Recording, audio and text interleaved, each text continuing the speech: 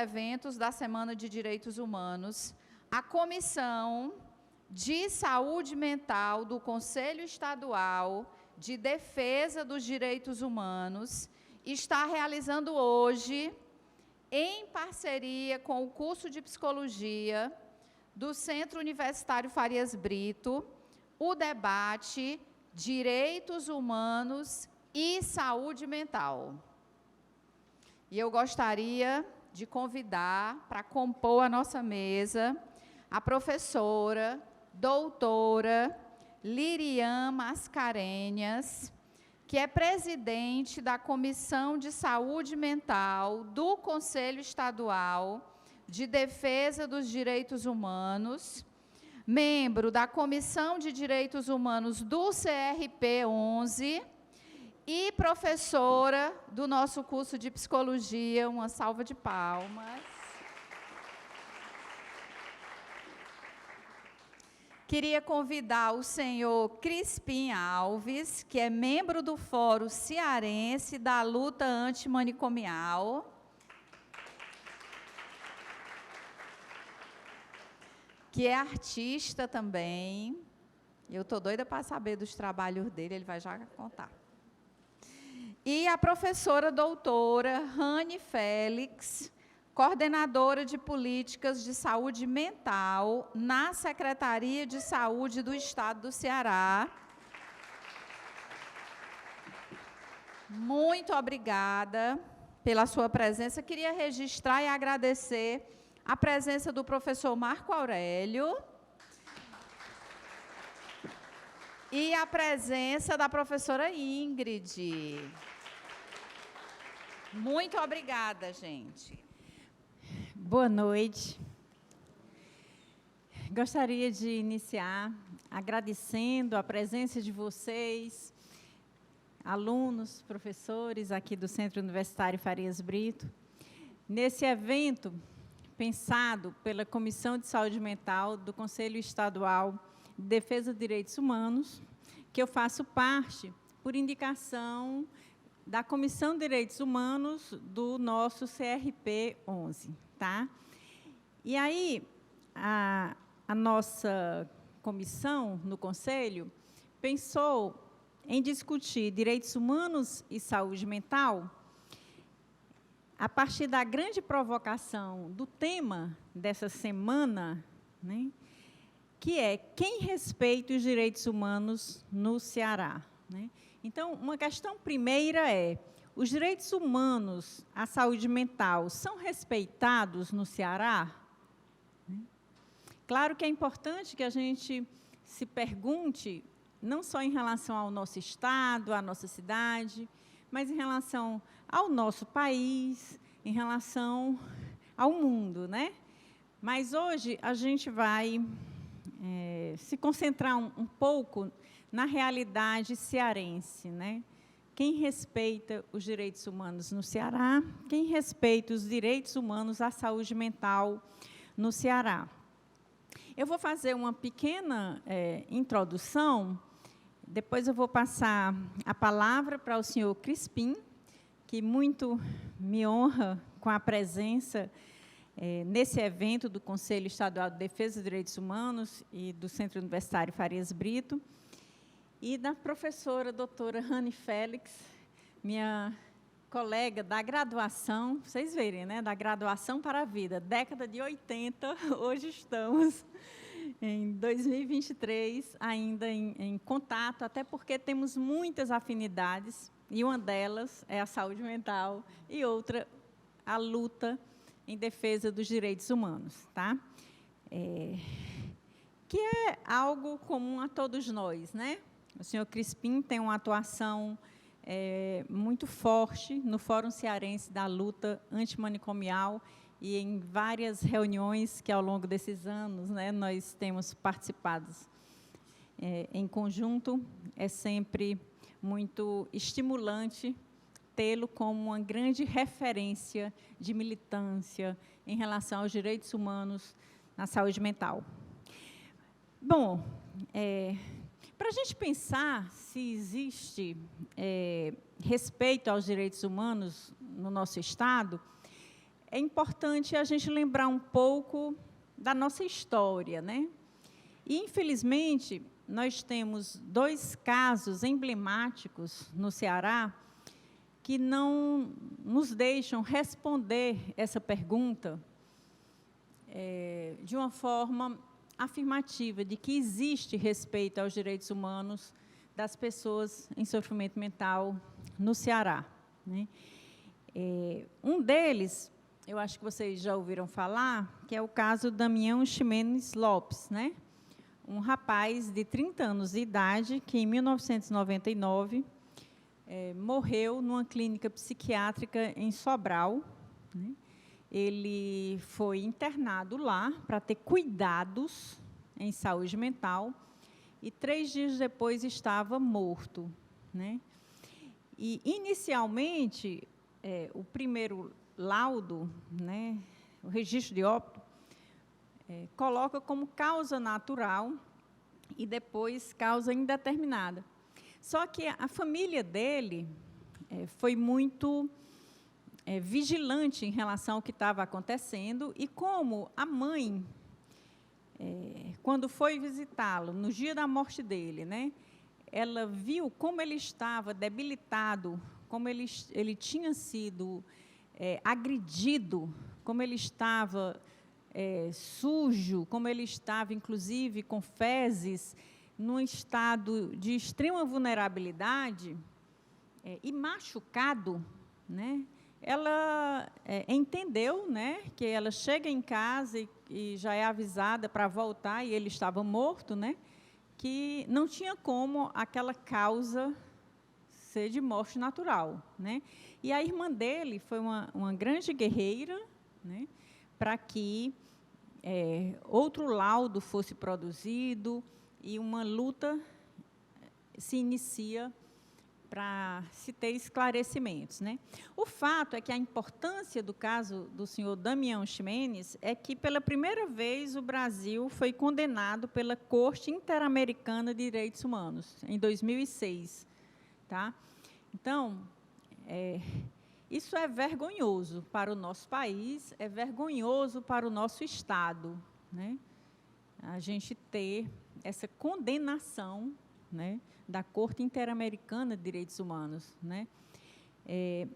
Agora, o mais lamentável disso é que, se a gente for pensar, não é difícil concluir que existem muitos outros casos que, se tivessem chegado até a Corte, também tinham gerado novas condenações, né? Então, esse é um caso emblemático que, inclusive, alunos e alunas de psicologia não podem desconhecer, né, o caso da Damião Ximenes. Tem, inclusive, uma dissertação de mestrado da professora Rita, que ela transformou em livro, e é um livro muito bom para se compreender o caso da Damião Ximenes, tá? Mas, além desse caso, a gente tem outro caso emblemático aqui, que é do senhor Juvenal Raimundo de Araújo, né? Eu conheci o senhor Juvenal, mas, especialmente, eu estudei o que aconteceu com ele no manicômio judiciário Estênio Gomes, né? Porque a minha tese foi exatamente sobre o manicômio, e ele foi um homem que estava no início do manicômio, porque o manicômio foi inaugurado em setembro de 1969, e as primeiras pessoas que ingressaram lá foi em janeiro de 1970, e uma dessas pessoas era o senhor Juvenal. Ele tinha, em 68, aos 17 anos, tido uma discussão com um irmão, ele do interior do Ceará, agricultor, uma família de agricultores, morava em um sítio, analfabeto. Os irmãos brigaram e, num determinado momento, ele estava com a roçadeira e feriu o irmão. O irmão não morreu, mas ele foi preso, né, pela agressão. e ficou 2 anos, né, do 17 aos 19, entre a cadeia pública no interior e a casa de detenção aqui em Fortaleza. E em janeiro, com a inauguração do manicômio, né, em janeiro de 1970, ele foi transferido para lá, né?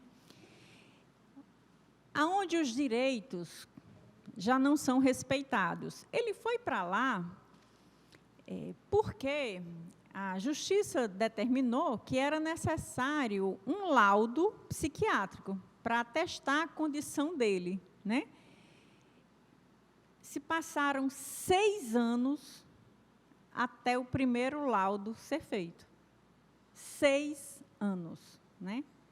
Então, esse rapaz que chega lá com 19 anos de idade vai ter o primeiro laudo 6 anos depois, né?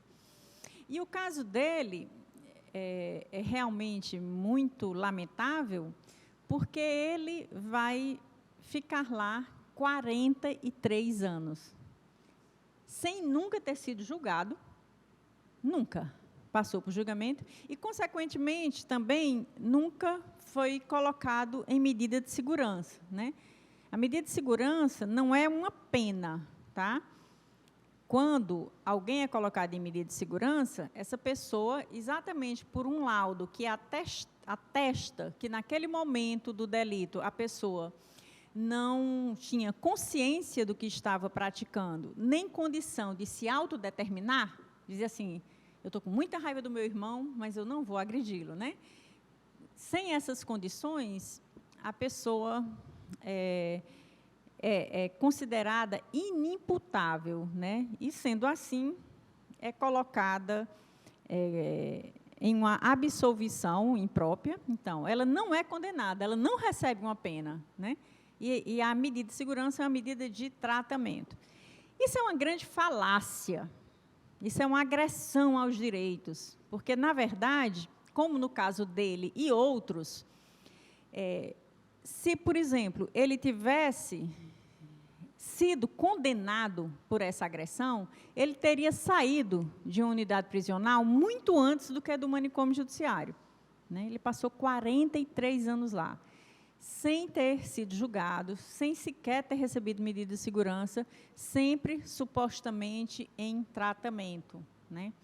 E teve uma vez que ele terminou sendo reconduzido para a sua cidade natal, mas, muitos anos depois, então, não tinha mais nenhum familiar dele lá, e era uma cidade que não tinha hospital psiquiátrico, né? E aí o juiz, lá da comarca dele, manda devolver para o manicômio judiciário, dizendo que lá na cidade não se tinha condições, né, de dar o tratamento que ele precisava. O detalhe é que ele já era, nessa época, né, um homem bastante debilitado, né? Mas, mesmo assim, em nenhum momento ele vai ser acolhido em qualquer instituição no nosso Estado, né? A novidade vai acontecer em 2013, quando o Conselho Nacional de Justiça faz uma inspeção no manicômio judiciário, que é uma unidade prisional, né? E, quando encontra o seu juvenal e vai estudar o caso dele, fica abismado, né? Como aquele homem, já com mais de 60 anos de idade, né, que entrou lá com 19 anos, a idade de muitos de vocês, né, muito jovem, passa toda uma vida preso, com todos os laudos psiquiátricos colocando a questão do sofrimento mental dele, né? Então, ele, em vez de ser cuidado, ele se torna um prisioneiro, né, lá. Já estava muito magrinho. Tem uma foto nesse relatório, que está publicizada aí para quem quiser ver, o relatório do CNJ, ele muito magrinho, só com a fralda geriátrica, né, na cadeira de rodas e tudo, já bem debilitado. O que aconteceu? Esse caso foi noticiado no Brasil inteiro, Porque ele foi chamado do preso mais antigo do Brasil, 43 anos. Tá? E tendo sido encaminhado para lá, para ser feito um laudo, certo? 43 anos. Ele já não conseguia se comunicar, quer dizer, o que existia daquele jovem, né, que entrou lá com 19 anos, né? Assim, o nome dele foi trocado, sabe? Nos documentos, em vez de Juvenal Raimundo de Araújo, muitos documentos registram Juvenal Raimundo da Silva, né? E eu até na tese faço essa colocação, né, que realmente esse tratamento violento, desrespeitoso com ele, transformou aquele jovem em uma outra pessoa, né? Porque diante dessa publicidade toda do caso, arranjaram uma vaga em uma residência terapêutica, né, da nossa cidade, que a residência terapêutica é um equipamento que existe exatamente para acolher pessoas em situação de moradia em hospitais psiquiátricos. O problema é que, na cidade de Fortaleza, só existem 3 residências. Imagina a população, certo? A quantidade de pessoas abandonadas nessas instituições, e a gente ainda tem as 3 residências que a gestão, inclusive a Rani estava à frente, né, na época com a prefeita Luiziane Lins, né, a Rani, ela montou a rede de saúde mental da nossa cidade, né? Então, a prefeitura encontrou Fortaleza com 3 CAPs, né, entregou com 14. Nenhuma residência terapêutica, 3 residências terapêuticas. Essa gestão, a segunda, terminou em 2012. A gente está em 2023 e nós continuamos com 3 residências terapêuticas, mesmo tendo sido deixado no plano, nessa época da saída, né, da gestão da Rani, a necessidade de novas residências, não é isso? Isso ficou discriminado lá. E o pior de tudo, quem respeita direitos humanos no Ceará? Em 2017, foi estabelecido um termo de ajustamento de conduta entre a Prefeitura de Fortaleza e o Ministério Público, e a Prefeitura de Fortaleza assumiu o compromisso de inaugurar 4 novas residências terapêuticas, certo? Em 2018. Nós estamos em 2023. Quantas residências terapêuticas nós temos em Fortaleza? As 3 que a gestão, que a Rani participou, deixou. Quem respeita direitos humanos no Ceará? Dá para dizer que nós respeitamos direitos humanos das pessoas em sofrimento mental na nossa cidade? Não dá, porque é uma coisa muito gritante, né? Esse descaso, especialmente com essas pessoas mais vulneráveis, que são as pessoas que, além do sofrimento mental, têm outras vulnerabilidades, como o abandono da família, né? Seja nos hospitais psiquiátricos que nós temos, seja no manicômio judiciário, né? Então, essas pessoas, elas precisam desse equipamento, mas, apesar desse termo de ajustamento de conduta assinado, entra ano, sai ano, e nada se modifica, né?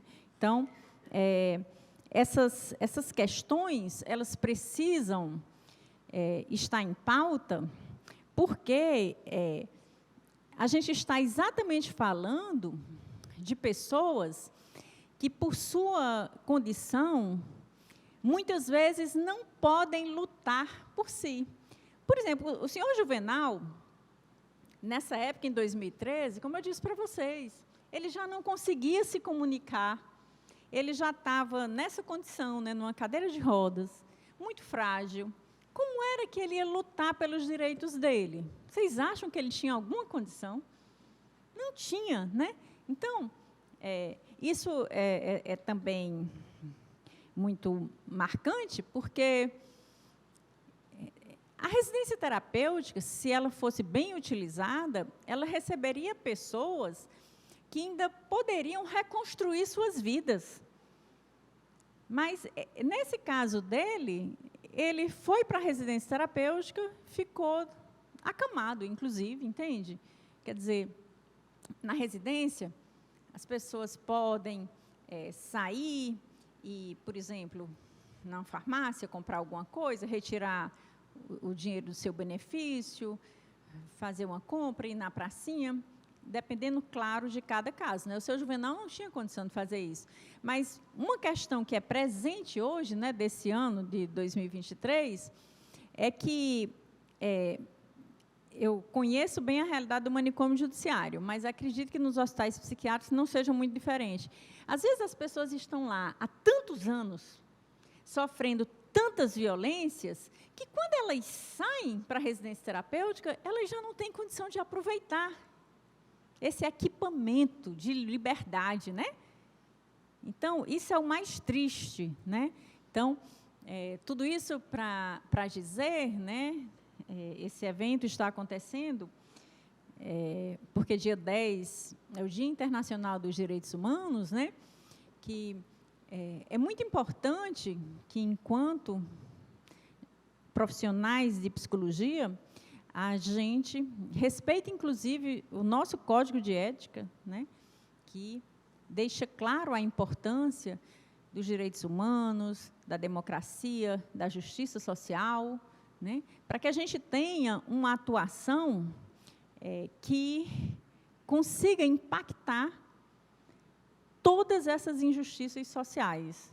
Tá? Assim, é importante que a gente reflita sobre isso, porque, enquanto a gente precisar perguntar quem respeita os direitos humanos no Ceará, a gente não pode fazer de conta que é possível ser um profissional de qualquer área sem estar comprometido com os direitos humanos, né?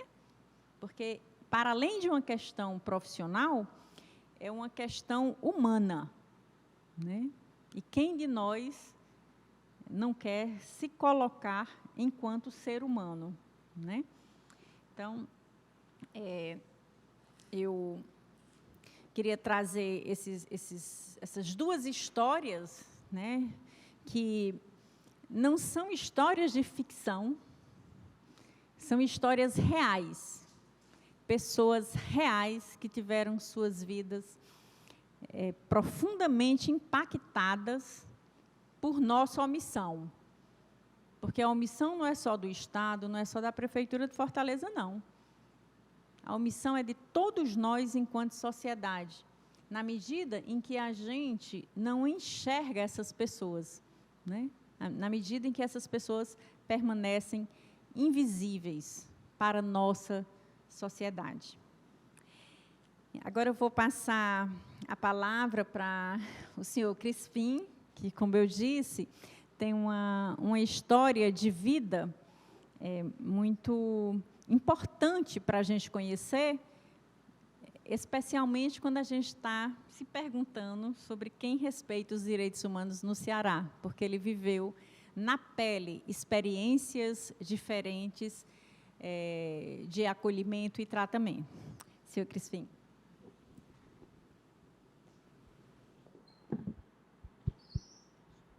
Saudações antimanicomiais. É uma honra estar aqui com vocês, aluno de psicologia. Eu estava até comentando há pouco tempo. Na minha passagem pelo manicômio, eu aprendi a dar definições aos vários profissionais, né, da área de saúde mental. E o psicólogo, eu costumo dizer que ele é melhor do que o padre, porque ele escuta, guarda sigilo e não nos dá penitência, nos orienta. Professora Lília, muito obrigado por estar aqui e muito forte a sua fala. Rani, a melhor gestão que Fortaleza já teve para a saúde mental foi da prefeita Crisiane, e você foi a nossa melhor gerente da saúde mental. Até hoje não teve uma pessoa igual a vocês. E assim, gente, eu vou fazer aqui um pequeno resumo da minha trajetória, por que eu me tornei militante da luta antimanicomial pelos direitos humanos e artista plástico. Em 2002, eu passei por várias tentativas de suicídio. Eu tive uma depressão muito forte. Foram 3 tentativas mesmo, bem violentas, com chubinho. A última, o médico chegou a desenganar, talvez eu não escapasse, e se eu escapasse, ia ficar com sequelas. Mas, graças a Deus, estou aqui. Então, nessa última tentativa, aconselharam a minha família a me levar para o Hospital Psiquiátrico Messejana. Minha família aceitou, me levou achando que ali era um lugar de cuidado, que eu ia ser bem cuidado. Eu também aceitei com essa expectativa. Quando eu cheguei no hospital, alguém aqui conhece o hospital Messejana? Aquela cor bonita, né, na entrada.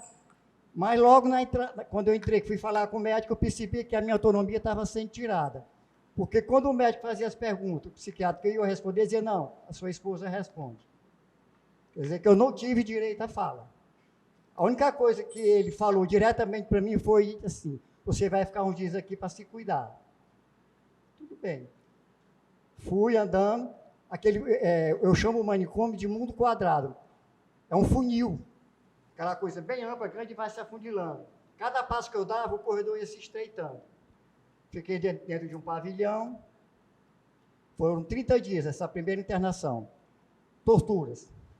Eu sofri tortura físicas e psicológica. A psicológica, para mim, foi pior do que a física, porque a tortura psicológica ficaram feridas na minha alma que custaram cicatrizar. Foram várias internações, uma pior do que a outra. Muitas vezes eu fui amarrado, porque tinha um outro paciente que estava amarrado, eu via que ele estava bem, ele queria ir no banheiro, então eu trazia água para ele, e os ditos, enfermeiro ou técnicos, não sei, me amarravam. Quando estava próximo ao horário de visita, eles me soltavam. Quando eu dizia para o meu familiar, ele dizia, não, porque ele ficou violento. Então a minha família começou a estranhar, porque eu nunca fui violento. Pelo contrário, as minhas crises, eu não agredia ninguém, a não ser a mim mesmo. Então foram várias internações, até que uma assistente social nos falou, do serviço CAPS. Eu até disse, não vou não, porque ruim por ruim eu fico aqui, porque eu já sou conhecido. Porque muitas vezes, gente, eu ficava dentro do pavilhão, me escorava no portão, eram as grades. E eu me perguntava, qual foi o crime que eu cometi e essas pessoas para estarem aqui dentro? O que foi que nós fizemos para perder nossa liberdade? Aí eu fui, aceitei o convite de ir para o CAPS, minha família insistiu, mas logo na entrada também eu percebi a diferença. Eu observei que os portões eram abertos, não estavam fechados. Eu perguntei ao porteiro que horas fechava. Ele disse, não, aqui o portão só fecha no final do expediente. Quer dizer que a pessoa sai a hora que quer, não é obrigada a ficar. A minha outra surpresa agradável é que eu tive o privilégio de ser atendido pela psicóloga, foi a minha triagem. Foi assim, uma triagem bem demorada, as perguntas eram direcionadas a mim, eu que respondia, quer dizer que o meu direito de fala ali estava sendo respeitado. E tudo que eles iam mandavam fazer, não mandavam, como lá no hospital, tudo era mandado. Porque no hospital nós somos o quê? Números. O único valor que o paciente tem no hospital, psiquiátrico, é na hora da medicação, que fica ali a fila, porque ali nós somos o quê? Cobaias para a indústria farmacêutica, nós somos fonte de pesquisa para os psiquiatras, e na hora de troca de plantão, que conta? 1, 2, 3, tal, não fugiu ninguém. Então a psicóloga disse, olha, nós vamos passar para o senhor falar com o médico. O senhor aceita? Eu digo, aceito. Tive sorte também de pegar um médico muito bom na época. Ele disse, olha, eu te aconselho a fazer terapia. Você vai ser acompanhado pela psicologia, pela terapia ocupacional, você quer? Eu digo, é obrigado? Ele disse, não, mas é bom para o seu cuidado, para o seu tratamento. Eu digo, tudo bem. A outra surpresa foi o desmame na medicação, porque eu tomava 14 comprimidos por dia.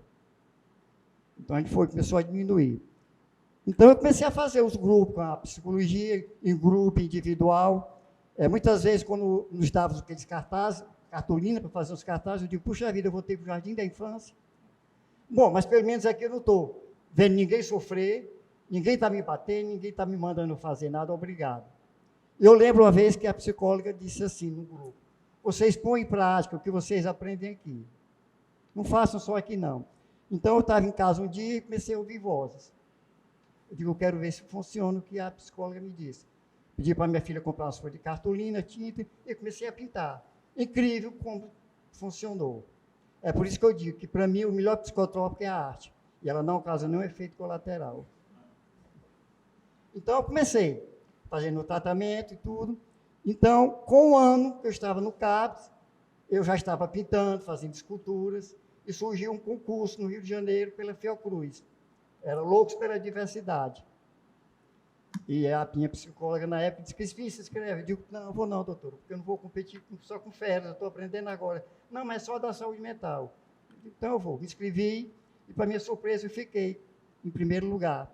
Esculturas neocontemporâneas. Então, eu tinha que ir ao Rio de Janeiro receber a premiação. No formulário, tinha que botar o nome do acompanhante. Eu digo, eu vou só. A pessoa fala preocupada, digo, como é que eu vou provar para mim mesmo e para vocês, profissionais, que o cuidado de vocês tiveram comigo surtiu efeito? Como é que eu vou provar que eu estou recuperando a minha autonomia? Pois se não for para mim só, eu não vou. Não é um evento de saúde mental? Se eu sentir alguma coisa lá, pronto, eu estou no evento de saúde mental. Passei 3 dias lá no Rio de Janeiro, maravilhoso. E na volta, eu comecei a me incomodar, porque eu comecei a me lembrar do sofrimento das pessoas dentro do manicômio. Vi aquele filme todinho, as pessoas sofrendo, que eu também tinha sofrido. Então, quando eu cheguei no outro dia, eu procurei logo o Serviço Social do CAPS e perguntei o que eu podia fazer para ajudar as pessoas. Aí a assistente social disse, entre no Conselho Local de Saúde. Eu digo, mas não sei, me oriente, me diga o que é. Ela me deu material, eu estudei, me candidatei, fui eleito. Mas eu comecei também a ficar incomodado, porque eu só estava dentro do serviço. Quer dizer, que eu sabia que o sofrimento fora continuavam. Eu disse, doutor, eu quero ir além. Elas, pois, por Fórum Cearense da Luta Antimanicomial. Digo, como é esse fórum? É composto por profissionais, usuários, familiares e simpatizantes. Eu fui. Está com o quê? Com 10 anos que eu estou no fórum. Aprendi muito no fórum, já viajei muito a seminários internacionais. Enfim, eu luto, porque os nossos direitos são ignorados da saúde mental. Nós temos uma lei nacional, 10.216, que nunca foi cumprida na íntegra, nem aqui no Ceará, nem no Brasil. Nós temos aqui no Ceará a lei estadual, que eu não lembro agora o número, mas ela é conhecida como Lei Mário Mamed, deputado Mário Mamed. Segundo essa lei, não era mais para existir nenhum hospital psiquiátrico. Nós temos várias conquistas em conferências, e essas conquistas estão todas engavetadas. É falta quem cobre? Não. É falta dos prefeitos, das últimas gestões. Eu estava até comentando com a Rani, na última Conferência Estadual de Saúde Mental, uma das propostas era, no prazo de 2 anos, fechar todo o manicômio. Mas como? Onde é que as pessoas vão quando entrar em crise? Se a gestão municipal não abre CAPS. Não abre CAPS tipo 24 horas, que é o tipo 2 e 3. Então, não pode fechar o hospital agora se as pessoas não têm para onde ir. Nossos direitos estão sendo respeitados? Não. Uma coisa que aconteceu comigo também na minha militância, quando eu comecei a militar, eu criava muito pássaro. Minha casa era cheia de gaiolas. Quando eu comecei a me lembrar do sofrimento, eu digo, o cântico desse espaço não é de agradecimento, é um cântico de revolta. Soltei, acabei. Lá em casa não entra mais uma gaiola. Então é isso. Nós temos que lutar, porque a luta é grande. E o nosso maior desafio ainda é a indústria farmacêutica. Porque os psiquiatras sabem, todo profissional da saúde mental, que um psicotrópico, para fazer efeito, não é com 1 mês, 2, demora. E dentro do hospital, eu não conto as vezes, de mês em mês, que mudavam minha medicação. Dentro do hospital psiquiátrico, você vê os representantes comerciais disputando espaço com os pacientes, dentro do CAPS não tem. Está com 1 ano que eu deixei de tomar psicotrópico. O meu psicotrópico atualmente é a escuta e a arte. E não estou sentindo falta, pelo contrário, estou bem melhor. Nós lutamos para que a saúde mental seja feita com arte e liberdade, que a saúde mental seja feita na comunidade. É isso que nós queremos, mas isso é nosso direito, está na lei, não é só porque nós queremos, não. Mas isso não está acontecendo. Então, uma coisa que eu convoco muito para as pessoas que se interessem, que nos ajudem, sabe? Pesquisem sobre o fórum, sobre a luta antimanicomial. Porque ainda hoje, dentro do hospital psiquiátrico, ainda é um depósito humano. Ainda existe maus tratos e ainda existe torturas. Se vocês fizerem uma visita surpresa, vocês vão ver os maus tratos e o sofrimento das pessoas. Principalmente quando estão dentro da emergência, aguardando o leito. Nós temos direito a leitos psiquiátricos em hospitais gerais, e é para ter uma equipe disciplinar. Não tem. Não é todo hospital que tem. E o hospital que tem esses leitos também não tem equipe disciplinar. Um espaço da resistência terapêutica, como a Lilian falou, é insuficiente. Unidade de acolhimento, nós temos pouquíssimas. Essas unidades de acolhimento são para as pessoas que fazem uso de álcool e outras substâncias, passam um período de 10 a 15 dias, passar por um processo de desintoxicação. O que é que essas unidades oferecem? Nada. Não tem uma equipe disciplinar permanente. Então, as pessoas continuam ociosas. O direito delas estão sendo respeitado? Não, porque o direito delas era para ter um acompanhamento e ter um cuidado adequado. Então, é isso, gente. O cuidado em liberdade nos faz tão bem. A gente se sente gente, a gente se sente humano. E não como um pássaro na gaiola, que era assim que eu estava me sentindo dentro do hospital psiquiátrico. O cuidado liberta. E a liberdade cura. Muito obrigado.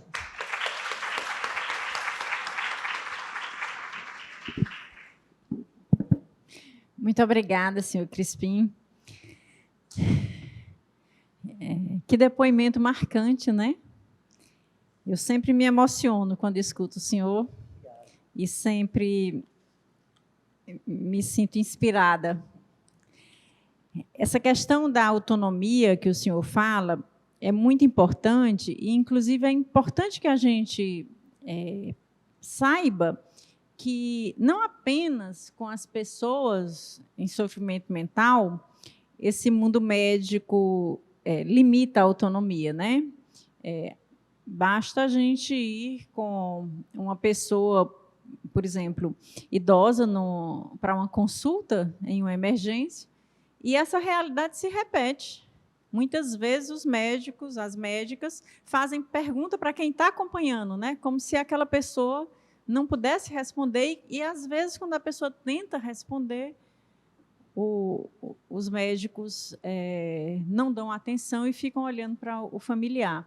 E se a pessoa estiver internada, então, aí é que a voz dela não é escutada, né? E essa questão é impactante para a nossa saúde mental, né? A gente ser invisibilizado diante da fragilidade de uma doença, né? Por qualquer motivo que seja, né? Eu gostaria de passar a palavra agora para a professora Rani Félix. Boa noite. Queria agradecer também o convite de Liliane. É sempre bom estar aqui também. E gosto muito de estar na mesa com o seu Crispim, porque eu preciso falar pouco, né? Eu não preciso mais falar das nossas diretrizes, né? Eu não preciso mais falar que o cuidado tem que ser em liberdade. Essa parte eu vou pular, né? Mas, assim, eu vou colocar um pouco aqui, o que a gente precisa fazer enquanto governo, né, enquanto política pública, para que a gente possa, de fato, garantir esse cuidado e liberdade, né? E, para isso, eu queria... Tem quem está passando? Está para passar aí? Pronto. Eu queria só colocar... Eu vou ficar em pé, porque acho que é melhor para me falar. Eu falo aqui. Rapidinho. Posso? Então, eu só colocar que, em termos de política pública, a gente precisa trabalhar em várias frentes, né? Essa frente, essa parte que a gente vai falar aqui especificamente é um pouco da DISINCH, né? Que é Desinstitucionalização de Direitos Humanos, que eu vou focar nisso aí um pouquinho, para colocar que esse é o eixo que o Crispim falou, que o Lilian falou. Mas tem também, para isso acontecer, né, a gente precisa ter uma rede de serviço de saúde mental capaz de dar resposta para que você possa, de fato, fazer a DISINCH, né, que é tirar as pessoas dos espaços fechados e levar para o cuidado em liberdade. Então, quando a gente faz, por exemplo, a gente fechou em 3 hospitais psiquiátricos de 2005 a 2012, mas nós fechamos hospitais psiquiátricos porque a gente construiu uma rede substitutiva. Então, não existe possibilidade de você fazer o cuidado da liberdade se você não tiver rede. Rede não só de saúde mental, mas rede também da atenção primária, rede também da atenção especializada, ou seja, é preciso ter uma retaguarda de cuidado para que você possa fechar espaços como os hospitais psiquiátricos e você fazer esse cuidado no restante da rede. Então, essa lógica manicomial que você cuida da pessoa no espaço fechado, ela tem que ser substituída por outro paradigma, que é esse cuidado de liberdade que o Crispim falou aqui. Então, a primeira questão é isso. A questão de saúde mental e atenção psicossocial infantil é outro eixo que toda política pública precisa estar abordando, porque a gente tem que trabalhar muito essa questão de todas as questões de sofrimento mental associado com a infância, que vai desde a escola, famílias, centros de cuidados, etc. É um eixo também muito importante, que a gente não pode deixar de priorizar. Educação permanente em saúde mental atravessa tudo, né? Porque toda forma de cuidado, ou seja, embora no serviço público, no filantrópico ou no consultório privado, você precisa estar em condição de fazer esse cuidado. Então, você tem que estar permanentemente em formação. É por isso que a gente, psicólogo, nunca termina a formação, né? A gente termina, a gente já tem que fazer uma formação, uma especialização, a gente tem que fazer terapia para poder cuidar do outro, a gente termina uma formação, já tem outra. Então, seja no consultório, seja no serviço público, a gente tem que estar sempre atravessado pela essa qualificação. Então, é um eixo de prioridade. E gestão em governança é outro eixo que tem a ver com decisão técnica, institucional e política, né? Então, é preciso ter pessoas, é preciso ter espaço, é preciso ter decisão de fazer o processo. E aí, especificamente, que eu vou falar dessa questão dos direitos humanos, quando a gente fala tirar alguém do Estênio Gomes, que é o Manicômio, ou tirar alguém dos nossos 3 hospitais psiquiátricos que ainda existem, significa que eu tenho que pensar que essa pessoa precisa se inserir em projeto de arte e cultura, essa pessoa precisa também pensar um foco na arte também, pela inclusão social, pelo trabalho, e ela precisa de uma casa, né? É simples. Eu estou no manicômio, preciso de uma casa. Essa casa ela deve ser uma casa como a nossa casa. A diferença é que a gente pode ter uma casa com 10 pessoas. É raro hoje ter uma família que tenha 10 pessoas, mas, nesse caso, a gente pode ter até 10 pessoas na residência, mas você pode ter com 3, com 2, com 4. Você pode sair do manicômio e ir para o aluguel social, né? Morar sozinho, né? Ou você pode ir para uma república, morar com 4, 5 pessoas. Você pode ir para um abrigo de pessoas idosas. Você pode ir para uma instituição de longa permanência também. Você não é obrigado a sair desses espaços fechados para ir só para esse modelo. E residência terapêutica não quer dizer ficar os 10, pode ficar menos. Mas tem que ter uma casa, né? Porque você está numa moradia institucional e vai para uma moradia diferenciada, que é uma casa. E aí, o Crispim já falou, né? A gente precisa, principalmente, ter diretrizes para trabalhar, mas o mais importante é que saúde mental e direitos humanos não se faz só com serviço. É preciso trabalhar estigma, paradigma, é preciso que a loucura transite pela cidade, né? Então, você não vai tirar uma pessoa do manicômio judicial e nem do hospital mental, ou do hospital São Vicente de Paula, ou de qualquer outro hospital, para deixar a pessoa trancada dentro da residência. É o que o Lirian falou, é preciso que você possa ir comprar um pão, né, um shampoo, namorar, fazer outras coisas, né? Então, não é tirar de uma instituição fechada para outra instituição fechada. Então, essa coisa de só tirar do hospital é deshospitalizar. Deshospitalizar é tirar do hospital. Fazer desinste é outra coisa, é você tirar do hospital e trazer a pessoa para o cotidiano da vida, né? E aí também essa questão é um direito fundamental e ela tem que ser atravessada por todas essas questões que já foram faladas e, principalmente, a saúde, de uma forma geral, ela não dá conta do seu campo de saber, né? Nem do seu campo de prática, só na nossa caixinha da saúde. É preciso a gente dialogar com as outras políticas públicas. É preciso que eu pense trabalho, é preciso que eu pense cultura, é preciso que eu pense assistência social, ou seja, é preciso pensar se a pessoa precisa de um BPC, se ela precisa ter uma redução de uma conta de luz, se ela precisa entrar no processo de oficina de customização, se ela precisa entrar no centro comunitário. Então, para isso, eu tenho que dialogar com as outras redes, né? Então, isso é fundamental, esse direito associado a outras coisas. E, principal, né? Temos que falar com a nossa própria caixinha da saúde, o que já é um grande desafio, né? Que é a intrasetorialidade. A Secretaria de Saúde do Estado ela tem vários setores, várias secretarias, então a gente tem que dialogar entre nós. Além de dialogar entre nós, a gente tem que dialogar com a proteção social, a gente tem que dialogar com a inclusão social, que é pela política de inclusão social de geração de renda de trabalho. A gente tem que pensar na questão da habitação, programa Minha Casa Minha Vida, né? Então, aí a gente precisa sair desse campo de conforto, que é ficar só na nossa caixinha. E vale para nós da clínica privada. Se você pegar hoje uma pessoa no seu consultório e você só olhar para ela do ponto de vista psicológico, você provavelmente não fará sucesso, né? Não será bem realizado, porque você precisa pensar que aquela pessoa ela pode ter uma escuta psicológica, mas só a escuta psicológica não vai bastar. É preciso você entender a relação dela com a família, se ela não está sendo assediada por a questão, por exemplo, no trabalho, se ela não está sendo desrespeitada no seu direito enquanto trabalhador, né? Qual é, de fato, a real causa do seu sofrimento, né? A gente não pode ficar preso somente nas teorias, né?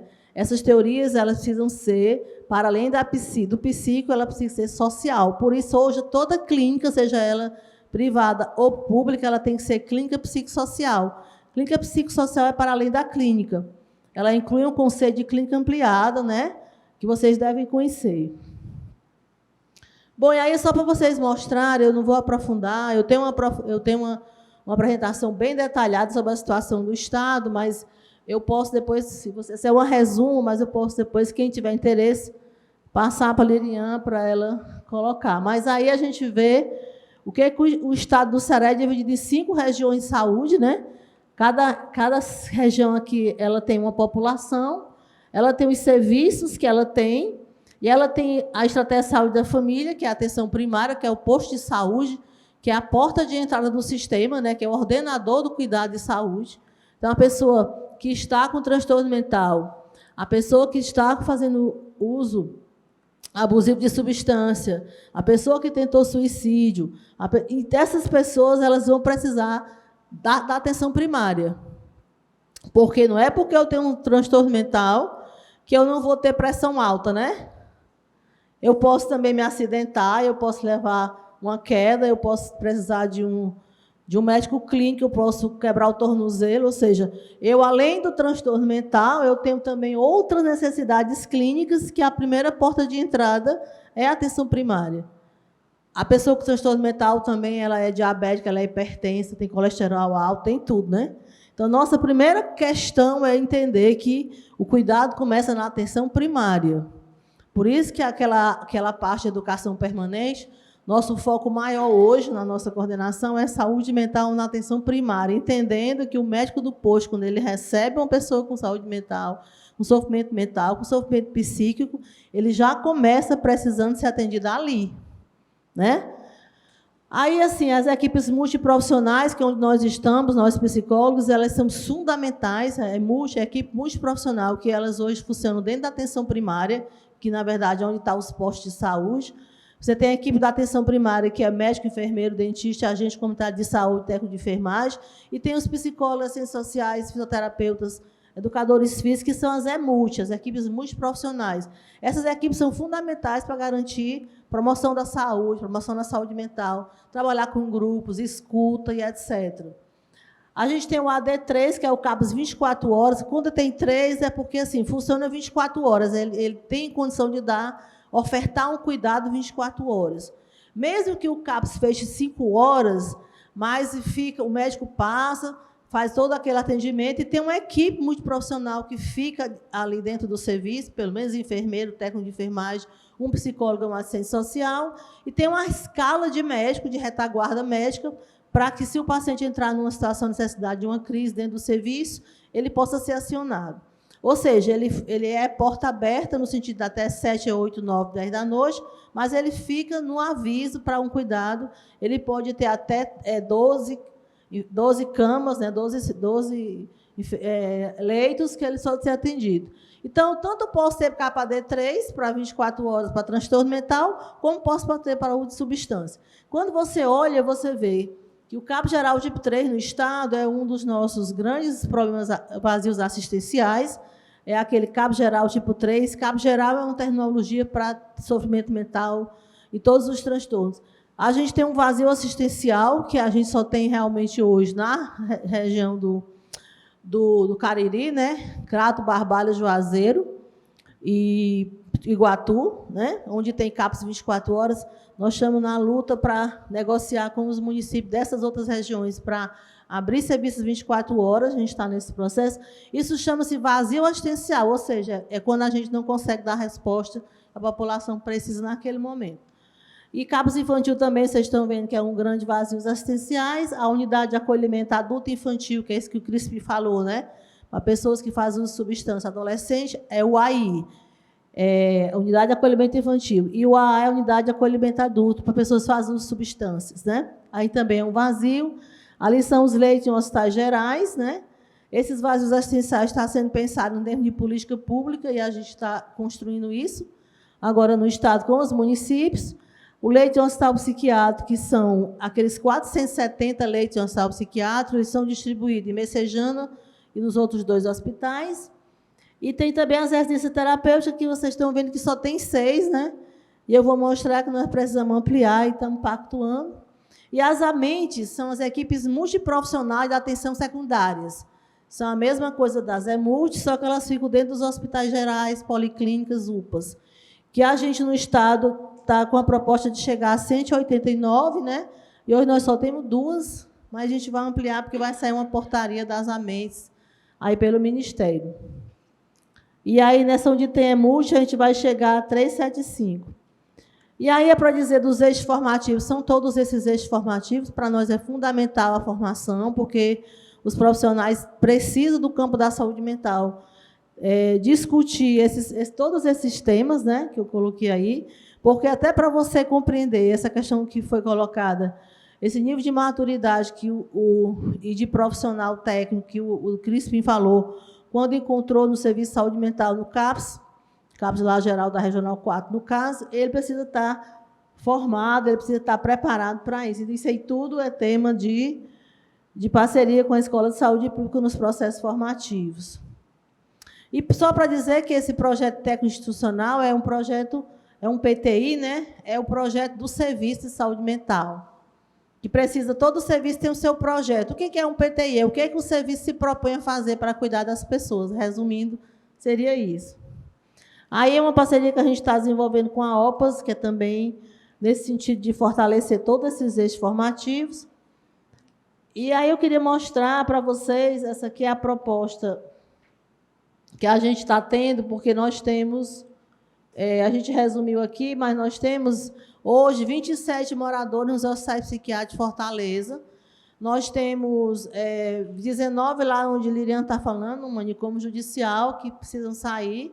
O Estado se comprometeu, né, em fazer esse TAD vermelho. A gente vai abrir 2 residências lá no Maracanaú, na antiga colônia Antônio Justa, vai ser financiado. Aí nós vamos tirar esses 19, né? Fortaleza, município, tem compromisso por esse TAC que Lilian falou, de abrir 3 residências terapêuticas, porque nós temos 27 moradores nos hospitais psiquiátricos, temos 11 no hospital mental, 9 no nosso lar e eu acho que 8 no São Vicente de Paula. Esse pessoal está aí há 15 anos. Né? Nós tiramos 36 até 2012, mas de lá para cá ainda tem 27 para tirar. Então, as pessoas não... Ela já está, digamos assim, já está passando do tempo, né, dessas pessoas saírem desses espaços. Aí, realmente, a gente não consegue... O Estado... De uma forma geral, o Estado brasileiro, de uma forma geral, deve muito ainda para essa questão. Nós temos 1.982 pessoas nos manicômios judiciais no Brasil, distribuídos no Brasil. A gente acabou de aprovar, o Conselho de Justiça, né, aprovou uma resolução, a Resolução 487, agora de 2023, que tem até maio do próximo ano para a gente fechar todos os manicômios do país, né? Manicômio judicial, que, é como Lilian disse, na verdade, são prisões, né, que você não tem o tratamento que devia, como Lilian pesquisou. Aqui nós temos 19 já pronto para sair, tipo, há uns 12 anos, nós estamos atrasados, e nós temos 50 pessoas em medida de segurança que, brevemente, ou seja, o Estado tem que fazer 7, né, e Fortaleza tem que abrir 3. a gente precisa tirar esse pessoal dos hospitais psiquiátricos, mas precisa ampliar a rede. É preciso ter CAPS 24 horas, é preciso ter leite em um hospital geral, é preciso ter CAPS AD 24 horas, unidade de acolhimento, ou seja, é preciso ter rede para poder resolver, sair isso aí. Essa aí é a proposta do Estado, né, até 2025, porque nós botamos mais do que a gente preveu, porque nós temos, além dessa situação concreta, nós também temos medidas de segurança para ser ampliada, e nós temos também muita internações também compulsórias que a gente está tendo que dar resposta. Porque, às vezes, você não está no manicômio, mas você está há 2 anos em situação de rua, por exemplo, com transtorno mental. Né? Então, essa discussão também está sendo feita. Né? Isso era a proposta. E aí, o que é que a gente precisa ampliar? Vocês vejam que existe, só para resumir, isso aí é o que a gente precisa ampliar. Existem 3 modalidades. Ampliar mesmo o serviço, chegar para o município, olha, você tem que fazer mais serviço. Tá? Você não está dando a cobertura que devia. Você pode qualificar, passar de uma modalidade tipo 2 para a modalidade tipo 3, e você pode também qualificar. Né? Veja que, mesmo com esse todo esforço, a gente tem ainda uma proposta ainda tímida dos municípios, né? E, para isso, a gente está tentando de adesão a essa proposta, e a gente está tentar cofinanciar esses serviços para poder a gente ampliar. Mas não se faz, esse direito não é possível de acontecer se não tiver uma decisão política de investimento, né? E a gente está com essa proposta até 2025, e é isso, eu posso mandar depois.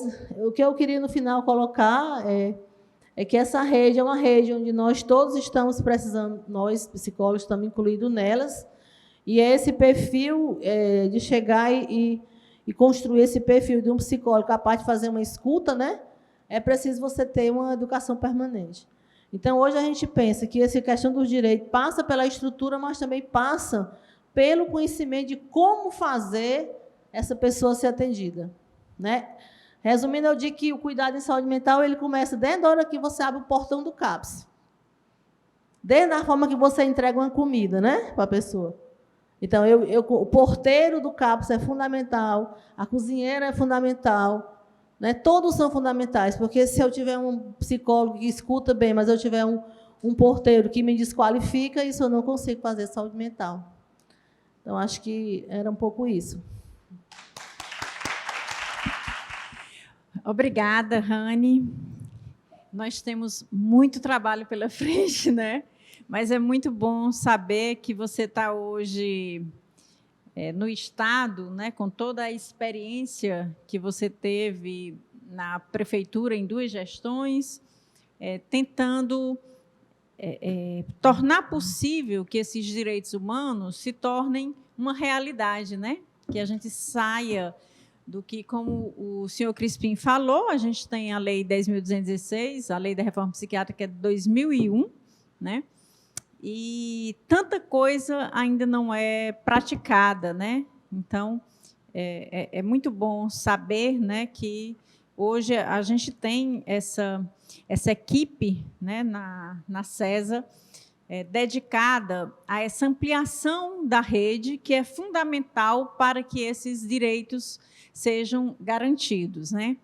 Mas eu repito, sabe, para além de quem está hoje, seja na prefeitura ou no governo do Estado, é preciso que a sociedade ela se manifeste, né?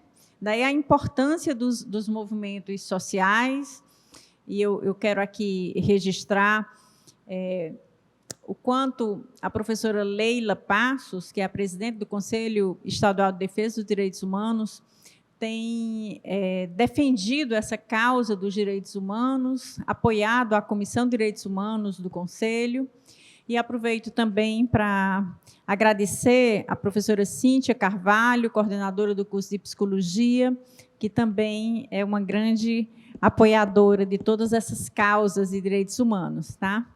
Mas a gente ainda tem um tempinho para perguntas, tá certo? Então, eu gostaria de saber quem gostaria de fazer uma pergunta ou um comentário em relação a tudo que foi colocado aqui. a Ingrid trouxe, né, para a sala de aula exatamente essa discussão, sabe? Porque tinha saído aí uma medida, não sei muito bem ao certo, mas que todos os hospitais mentais jurídicos tinham que ser fechados até uma determinada data, né? E aí, para onde iriam essas pessoas, né? Essas pessoas que até mesmo as famílias não querem, né? Então, como é que a gente olharia para essas pessoas, né? Que cuidado a gente teria com essas pessoas? Então, isso foi até um questionamento, né, que ela trouxe para a sala, para a gente pudesse pensar e a gente levantar sobre isso. E aí, vocês estavam falando aí, e assim, me veio assim, uma lembrança do meu passado. A minha avó morava ali do lado da Igreja dos Remédios, do lado do Mira Lopes, né? E todos os dias, à tarde, eu ficava com a minha avó, e todos os dias à tarde ela ia para a missa, e eu e meu irmão, a gente tinha que ir acompanhando. E eu lembro demais de uma cena que uma vez tinha um paciente lá que estava no parapeito, assim, do muro, ameaçando se jogar. E eu e meu irmão, criança, né, a gente olhou aquilo, vó, o que está acontecendo e tal. Aí ela disse, não, minha filha, é que aí ficam as pessoas que são loucas e tal, eles ficam aí dentro e tal. E eu lembro demais que eu, criança, dizia assim, vó, mas eles mataram alguém? Aí a minha avó olhou para mim, tipo, sem entender como. Aí eu digo, sim, por que eles estão presos, né? Eles não podem sair. Então, vocês, né, trazendo toda essa fala, que eu achei sensacional, e trouxe, assim, eu acho que muita interrogação, né, para a gente. O que é que eu estou fazendo, né? O que me pertence, né? Onde é que eu posso colocar aí o meu grãozinho de areia, porque eu acho que é uma construção de grão de areia, né? Todo mundo chegar com um grãozinho. E aí eu queria que vocês falassem um pouco sobre esse pensamento, tipo, para onde vão essas pessoas? Essa questão, ela é muito importante e tem sido objeto de muita discussão diante da resolução do fechamento dos manicômios judiciários até maio do próximo ano, né? E uma das questões mais importantes é a gente falar sobre os estigmas associados às pessoas que estão em manicômios judiciários, né? Porque a minha tese levanta exatamente essa questão, né? Entre a loucura e o crime, né? A questão da periculosidade no manicômio judiciário Estênio Gomes. Porque, enquanto sociedade, muitas vezes acreditamos que, se a pessoa está em um manicômio judiciário, é porque ela é uma pessoa perigosa, né? Esse conceito de periculosidade não é científico, tá? Começa daí. E, assim, o que a minha pesquisa trouxe como evidência é exatamente que as pessoas que permanecem hoje no manicômio judiciário não tem a ver com periculosidade, tem a ver com a falta de equipamentos para recebê-las, né? Por exemplo, em 2020, tinham 9 pessoas já desinternadas que não só a psiquiatria, a psicologia, a assistência social, como a justiça, já haviam liberado para que saíssem lá do manicômio, e elas lá permaneciam. Por quê? Porque não existiam residências terapêuticas para recebê-las, né? E a doutora Luciana Teixeira, ela criou um grupo de trabalho, né, um GT interinstitucional de saúde mental, com várias entidades, inclusive com a presença do Conselho Estadual de Defesa de Direitos Humanos. Eu estava lá representando o CRP e o Conselho, para desinstitucionalizar essas pessoas, né? Muita coisa foi feita, tá? Mas ainda restam 4 desses 9 de 2020. Alguns, sim, foram para a família. Foi feito todo um trabalho, tá? De resgate de vínculos familiares, e foi possível. Um deles foi morar com um irmão no Rio de Janeiro, um outro também com familiares em Manaus. Essa semana, no nosso grupo, né, mais um caso, né, foi de uma pessoa que foi para a família. Mas também teve saída, por exemplo, para a residência terapêutica, né, para uma vaga em residência terapêutica. Então, o que muito claramente eu trago na tese é que não, esse estigma da periculosidade está no nosso imaginário, porque isso foi repetido tantas vezes que as pessoas realmente acreditam, né, que porque as pessoas estão lá, elas são pessoas perigosas. Ok, eu fui estudar os prontuários jurídicos e médicos, psicossociais, e não foi isso que eu encontrei. Os próprios psiquiatras, os relatos da assistente social, também não traziam esses casos de agressividade. O senhor Crispim falando, né, que, de repente, alguém chega e diz que alguém que está no hospital psiquiátrico, por exemplo, está contido fisicamente, amarrado, não, é porque estava agressivo. Será? Às vezes, a pessoa pergunta por um direito seu, sabe? Que não está acontecendo, e a punição é ser amarrado, entende? Então, na verdade, eu acho que uma grande tarefa é essa quebra de estigma, né, de que existe um perigo associado.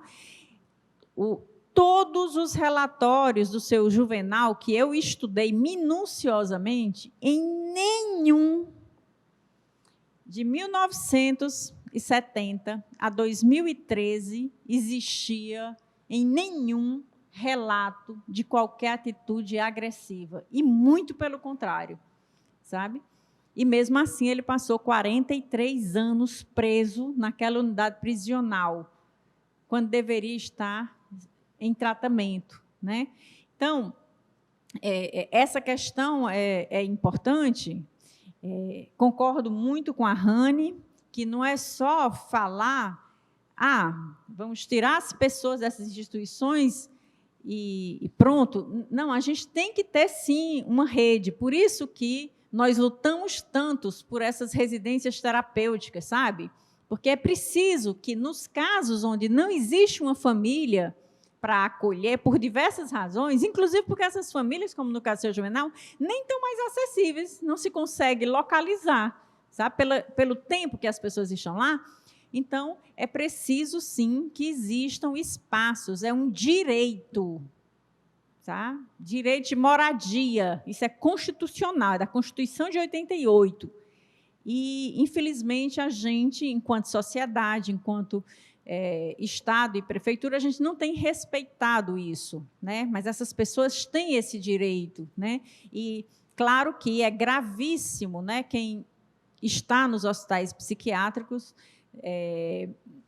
em situação de moradia, mas, assim, imaginem que lá no manicômio judiciário a situação é muito pior, porque a pessoa, além de estar institucionalizada, ela está presa 24 horas numa cela, tá certo? Então, essa situação é mais grave ainda. Então, o que tem sido feito e construído, nesse momento eu estou no Comitê Estadual Interinstitucional de Monitoramento da Política Antimanicomial, vinculado ao Tribunal de Justiça, né? A doutora Luciana também, que está à frente desse comitê, e, junto com várias outras instituições, a gente tem discutido, né? Inclusive a Rani faz parte, pela CESA, tudo que é necessário para que, efetivamente, essas pessoas não só saiam do manicômio, mas saiam com dignidade, porque elas não estão tendo dignidade até agora, tá certo? Mas é importante que elas saiam com dignidade. E, assim, não é só abrir também, ampliar a rede, é dar condições à rede. Por exemplo, a gestão do... Vou citar nomes porque eu não tenho compromisso com nenhum deles. A gestão do Roberto Cláudio foi a pior gestão para a saúde mental. E a gestão do SAR está sendo uma continuação piorada, porque falta material terapêutico. Se não fosse a nossa luta dos movimentos sociais, os CAPs já tinham se transformado em ambulatório. Ou seja, um manicômio certificado, disfarçado. Mas é isso que precisa. É uma rede com condições, com a equipe multidisciplinar, com plano terapêutico, projetos artísticos, que é isso que faz bem à saúde mental. Em relação à família, muitas vezes a família abandona, não vou dizer tudo, às vezes por falta de conhecimento, às vezes por cansaço de tanto sofrer, por falta também de acompanhamento, porque o cuidador também precisa ser cuidado. Muitas vezes falam em loucura, aí eu pergunto o que é loucura para vocês, porque para mim loucura ela é um escudo, a pessoa pode usar ela para o lado bom e para o lado ruim. Como? Fulano matou um, rapaz, foi uma loucura, estava louco. Fulano, rapaz, fez a besteira, fez um desvio, loucura, né? E quando diz assim, fulano está loucamente apaixonado por outro, aí todo mundo quer, né? Fulano é louco por tal comida, mas quando comete um delito, diz que é loucura também. Então, o que é loucura? Loucura é este descaso que a gestão atual está fazendo conosco. A prova é que o TAC foi de 2017, nós estamos com 6 anos. Esse TAC tinha um prazo para ser cumprido em 2 anos, estamos com 6 anos. Foi cumprida alguma coisa? Não, só maquiado e feito recaptação. Cada audiência que acontece, a gestão pede prazo e mais prazo. E nós continuamos sofrendo e lutando.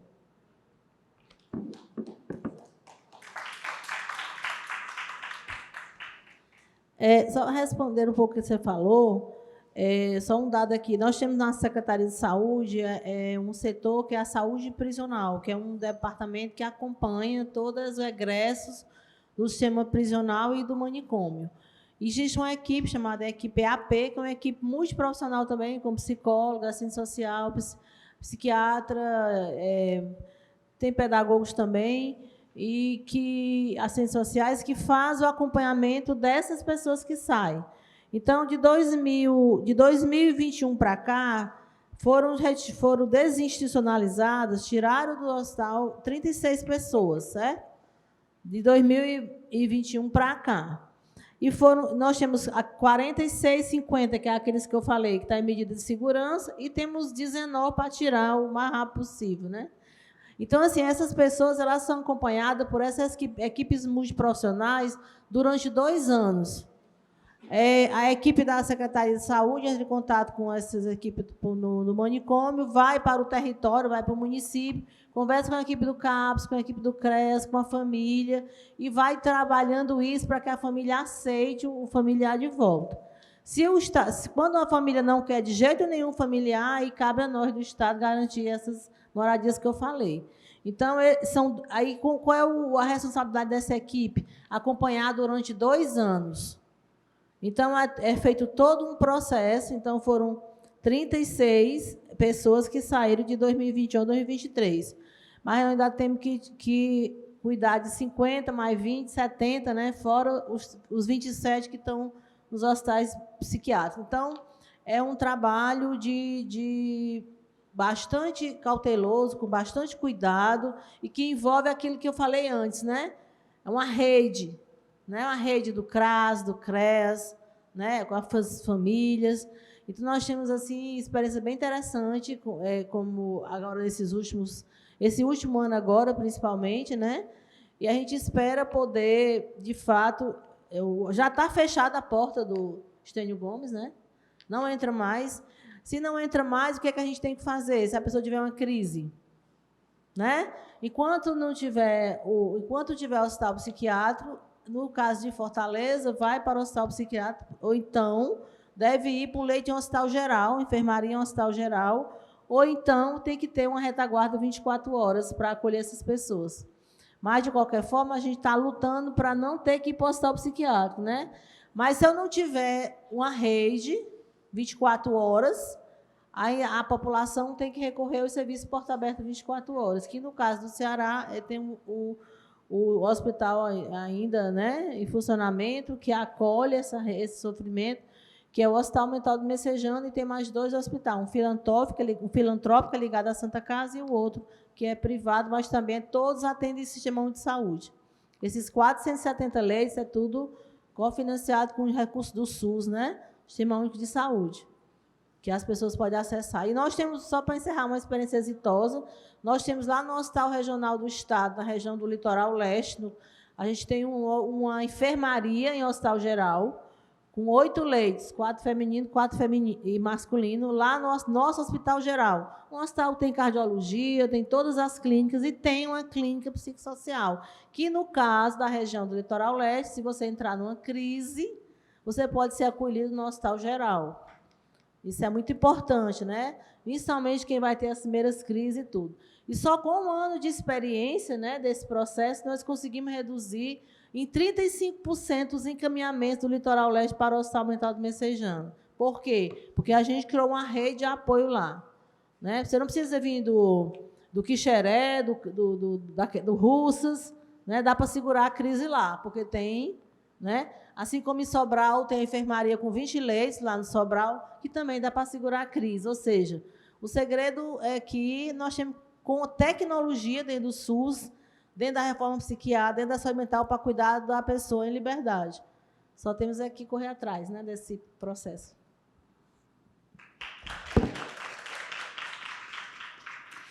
Bom, pelo adiantado da hora, a gente vai encerrar.